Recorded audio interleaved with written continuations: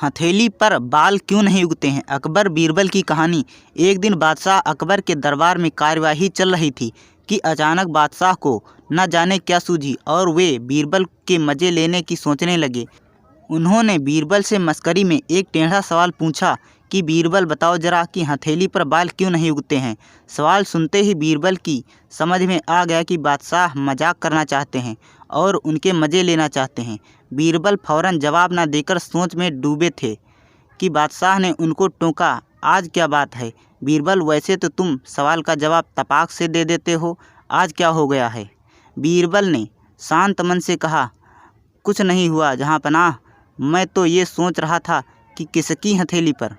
अकबर अपनी हथेली दिखाते हुए बोले कि हमारी हथेली पर। बीरबल समझाते हुए बोले, हुजूर आपकी हथेली पर बाल कैसे उगेंगे? आप दिन भर अपने हाथों से उपहार वितरित करते रहते हैं, लगातार घर्षण की वजह से आपकी हथेली पर बाल उगना मुमकिन नहीं। ठीक है बीरबल, चलो मान लेते हैं, मगर तुम्हारी हथेली पर बाल नहीं हैं, उसका क्या कारण है? अकबर ने सोचा, आज बीरबल को पूरी तरह चकरा ही देंगे और उसके खूब मज़े लेंगे।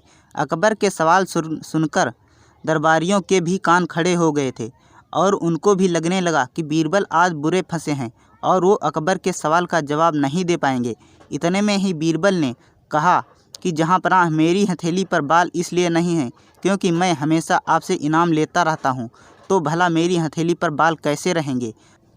बादशाह यहीं नहीं रुके, तपाक से तीसरा सवाल पूछ बैठे, हमारी और तुम्हारी बात को जाने दो, हम इनाम देते हैं और तुम इनाम लेते रहते हो, इसलिए हमारी हथेलियों पर बाल नहीं हैं।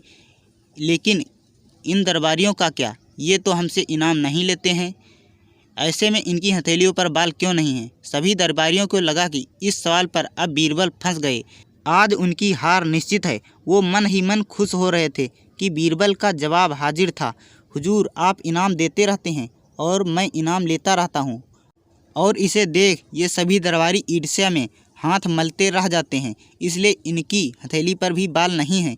बीरबल वैसे भी अपनी तेज बुद्धि, हाजिर जवाबी और वाकपटुता के लिए प्रसिद्ध थे। हर बार की तरह इस बार भी बीरबल ने यह साबित कर दिखाया और बीरबल के जवाब से अकबर खुशी से ठहाका लगा उठे। वहीं बाकी दरबारी फिर हाथ मलते रह गए। सीख, ऐसा कोई सवाल नहीं है और ऐसा कोई समस्या नहीं है जिसका हल नहीं हो, बस अपनी बुद्धि को हमेशा तेज और मन को साफ रखें। हाजिर जवाबी के लिए दिमागी रूप से सतर्क होना बेहद ज़रूरी है। कभी भी कठिन से कठिन प्रश्न बिना देखे कोशिश किए हथियार ना डालें। दोस्तों, ये हमारे चैनल का दूसरा वीडियो है। आप लोगों से हाथ जोड़कर विनती है, हमारे चैनल को लाइक, शेयर और सब्सक्राइब करके हमें सपोर्ट ज़रूर करें।